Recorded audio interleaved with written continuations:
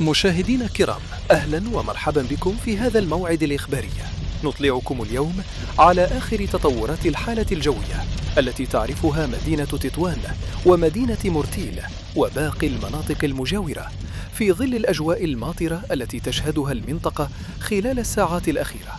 فقد سجلت كل من تطوان ومرتيل تساقطات مطرية مهمة همت مختلف الأحياء والمناطق، حيث تميزت هذه الأمطار بتفاوت شدتها بين الضعيفة والمعتدلة وأحياناً الغزيرة في بعض الفترات، ما ساهم في إنعاش الفرشة المائية وأضفى أجواء شتوية واضحة على المنطقة. وحسب مصادر الأرصاد الجوية، فإن هذه الحالة الجوية ناتجة عن منخفض جوي قوي نسبياً يتمركز شمال غرب البلاد، مصحوب بكتل هوائية باردة ورطبة قادمة من البحر الأبيض المتوسط، وهو ما أدى إلى تشكل السحب الركامية وتساقط زخات مطرية متفرقة قد تكون أحياناً رعدية ومصحوبة بتساقط البرد في بعض المناطق المجاورة. كما أفادت التوقعات الجوية بأن الأمطار مرشحة للاستمرار خلال اليوم وغداً، خاصة على مستوى شمال المملكة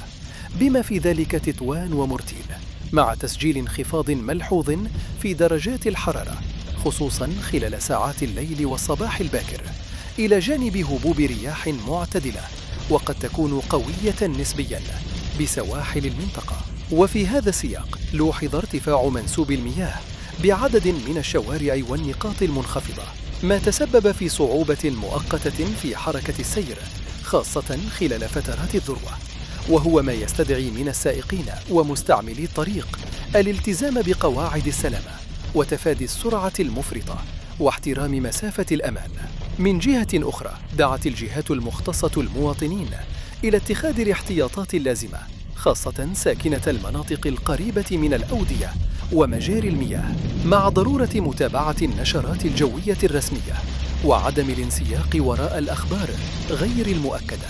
وبخصوص الحالة الجوية العامة، تشير التوقعات إلى أن الأجواء ستبقى غير مستقرة خلال الأيام المقبلة، مع إمكانية تسجيل زخات مطرية متفرقة وطقس بارد نسبياً، خصوصاً بالمناطق الشمالية والمرتفعات.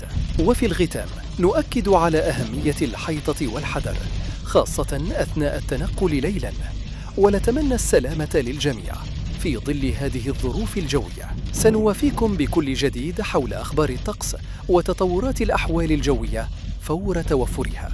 كان معكم إلى اللقاء، والسلام عليكم ورحمة الله وبركاته.